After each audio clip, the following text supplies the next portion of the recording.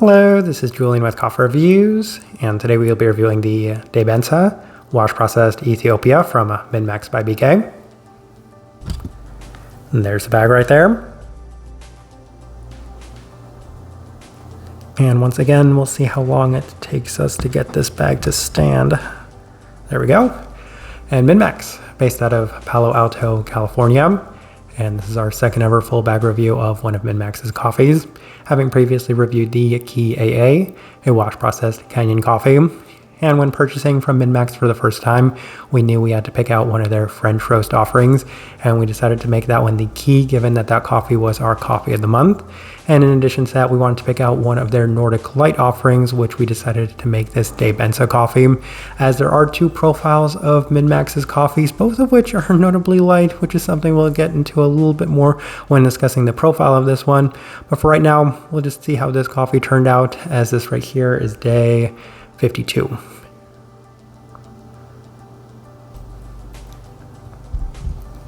And recipe we went with for this coffee was our standard recipe, at a 16:1 water to coffee ratio, brewed at 96 degrees Celsius, about 205 degrees Fahrenheit. And I like this one best through the V60, which indicates a more medium fine grind. Roast profile for this coffee, as I alluded to, this one is labeled as a Nordic Light, and I just wanted to touch on that real quick because I would say that the majority of people would associate a French roast with being super dark and a Nordic Light with being one of the lighter roasted coffees out there. That being said, that's not necessarily the case with Minmax, because once again, the French roast does allude to the inspiration for this coffee roaster, which is from one of the lightest roasting coffee roasters out there. And all of this is to say that even though this one is listed as a Nordic Light and it's supposed to be the slightly more developed of the two profiles that Minmax does offer, it's still extremely light. And I feel like the best way I can kind of compare that is with the Picky Chemist's Omni Light and their Filter Light, as both of them are still super light regardless of the actual profile that you do pick for those coffees. All of that's to say that this one is still very, very light by American standards and just most standards and metrics in general.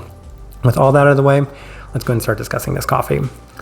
Day 30, first impression, and we did opt for the V60, and the coffee was very much in line with the expectations, as it was offering a slightly higher than average intensity for a wash processed Ethiopian coffee. Pretty clean and direct with a bit more of a citric and floral tone, as well as a slightly above average level of sweetness. So overall, a pretty positive experience for this first try. Day 33 through the Chemex, and the coffee was expectedly less intense, as it was skewing a bit more on the generic citric floral side of things, as the coffee was notably softer, and oftentimes the Chemex isn't necessarily the best brew method for lighter profiled coffees, as it just seems to add a little extra layer of, I would say, delicacy to it. In addition to that, it is still a bit better as far as the coffee goes when it does cool down, a bit more of the black tea, lime, and peach-like aspects this time around.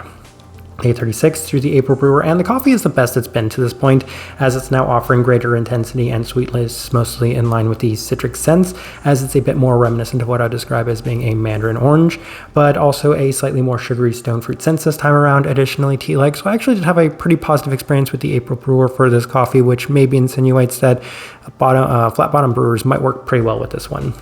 Day 39 through the V60 with Minmax's recipe, and interestingly, the aroma of the grounds themselves were yielding a much more intense aroma than the actual coffee itself, as it feels like it's aging a bit more to being closer towards its peak, as it's moderately translated into the cup with a slight bit more intensity this time around, most specifically within the peachy sense, even a slight berry tone, otherwise pretty citric forward once again. So we move on to day 42, as we opted for the Chemex with Minmax's recipe, and the coffee is still holding up pretty well in this brew method. A little better this time around, as it's not quite as delicate as some of the earlier days, which would insinuate that this coffee has just naturally improved with time. There is a fair bit of the coffee opening up with time, as this time I could say that it is a bit more reminiscent of maybe a peach Arnold Palmer-like feel to it, with a slight nectarine clarity to it. I would say a little bit more of a peachiness at times as well, so just seems to be improving overall in general. We move on to day 45, as we opted for the V60 with Substance's recipe. And as I mentioned in our previous Minmax review, we were working on these Minmax coffees side by side with the Substance coffees. And given that I had very good results with Substance's recipe on this day, I decided to just keep everything the same, try it with Minmax's coffees. And it was a bit more mixed this time around. I would say that this was the most muddled experience I had of this coffee, as it's used a bit more in an uneven black tea-like sense and in an overly diluted manner with a bit more of a spiced quality to it, so just some pretty mixed reactions overall. day 48 through the Chemex with higher extraction adjustments, and that's what I said with the key as well. I really wanted to push both of these coffees, but a lot of the recipes that both Substance and Minmax offer are lower extraction adjustments relative to the overall temperatures of them, so that's the direction that we decided to go with, toning it down, and I knew instantly that I was going to opt for the V60 going forward, as this one just added that unneeded layer of clarity to it, and this coffee was already clean and delicate enough that adding that really didn't seem to help in any capacity. Otherwise, it is offering a softer jasmine-like black tea component with a subtle peachiness, as the coffee does improve a lot as it cools down, and take note of that as that's one of the most important aspects of this one. As on day 51, we opted for the V60 with our standard recipe, and this was by far the best that had been to this point, but I do have to say, after the coffee is brewed, it doesn't necessarily offer the best experience, as it does take this coffee getting, I would say, pretty close to room temperature for it to really open up, as it's a bit undefined right off brew. However, once it does cool down, it opens up much more in the floral sense with a significant bit more of the jasmine-like aspects, but also a bit more in the citric sense with plenty of lime. Additionally, a slight herbality, giving it a Sprite-like feel, which I actually really like that description, given that there's a slight lemon, slight lime, and a little bit of that herbal spiced tone to it, with a peach black tea-like aspect as well, giving it just, I would say, a fair bit of depth, especially for a wash-processed Ethiopian coffee. All right, let's go ahead and put up the tasting wheel so you can see what we're getting.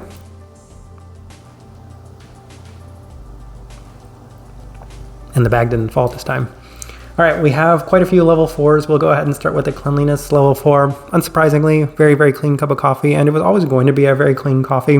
This is obviously notably lighter profiled, and in addition to that, it is a wash processed Ethiopian coffee. I would say that the definition of a lot of the aspects in this one were also on the higher side of things, given that they really seemed to accentuate mostly as the coffee did cool down, so level 4 works pretty well for me on this one.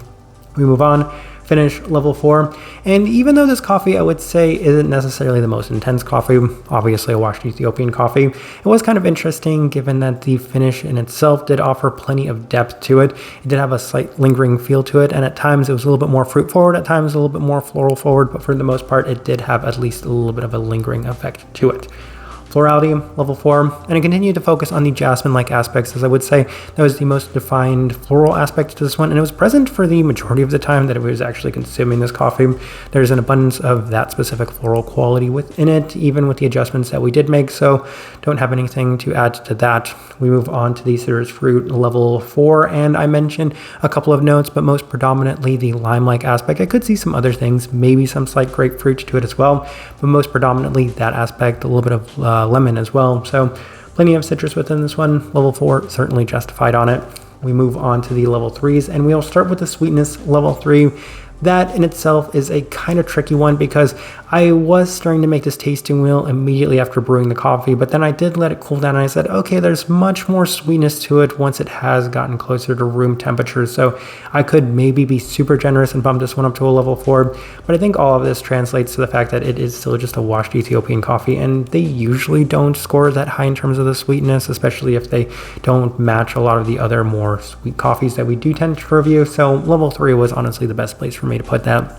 Acidity, level 3, just like the sweetness, I feel like it probably finishes at a 3.5. Both of them do probably finish at a 3.5. But given that we were also making this tasting wheel side by side with the key coffee, it really wouldn't make a whole lot of sense for this one to be on par with that coffee, as that one's notably more bright than this coffee. So level 3 did feel like the best place to put that as well. Not necessarily overly bright.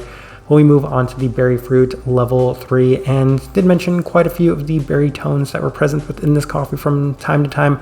Not necessarily the most abundant quality, but enough to justify a little bit higher of a mark, as well as the stone fruit, which is something that we continue to go back to. I would say the stone fruit was maybe a little bit more prominent and pronounced at times. At times I would say it was actually even more present in the citrus fruit, so I could definitely see that one scoring a level 4, but once again, kind of that 3.5 range. There's a lot of the notes within this tasting wheel do score at that 3.5 mark. Savoriness, level 3, and a lot of that has to do with these spiced tea qualities that are present within this one, as I would say that was definitely one of the more abundant qualities, but it wasn't overbearing to the point where with a lot of washed Ethiopian coffees, it can be a little bit too pronounced, taking away from maybe more of the clean fruit components. So having it score that at the level 3, I would say somewhere probably between a 2.5 and a 3, so maybe slightly toned down in that regard, but prominent enough to definitely make its presence felt.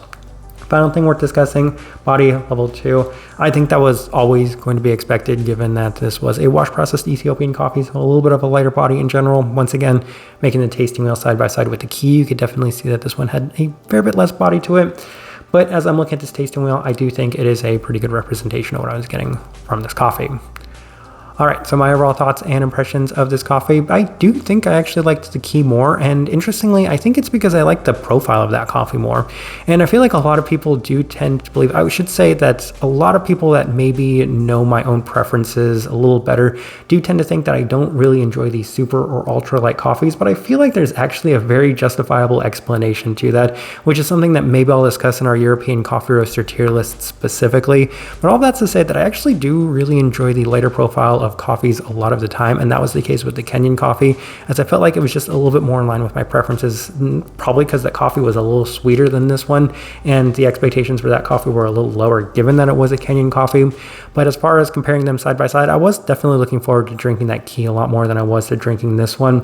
That being said, I would say the profile probably wasn't necessarily the thing that played the biggest effect on it. I would say that just the slight bit less intensity to this one compared to the Kenyan coffee is probably what actually impacted this one notably more.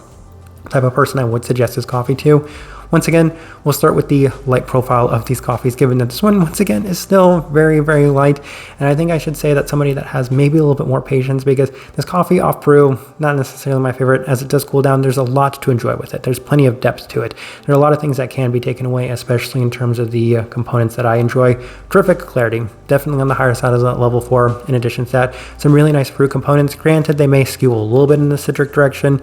That being said, there is some other things to it, including a little bit of a berry-like tone to it, a little bit of a stone fruit-like tone to it, which at times can be maybe pushed to be present and prominent a bit more within this coffee. In addition to that, plenty of florals, so all of those components, which is to say, very traditional wash-processed Ethiopian coffee, but even then, a lot of positives to take away from it, and also the best way I can leave this review. If you by chance had an opportunity to try this coffee, I'd love to know your thoughts and impressions of it as well. If you're enjoying the content, give this video a like, subscribe if you're not already subscribed. This right here has been a review of the Daye Bensa Wash Processed Ethiopia from Minmax by BK. Thank you for watching.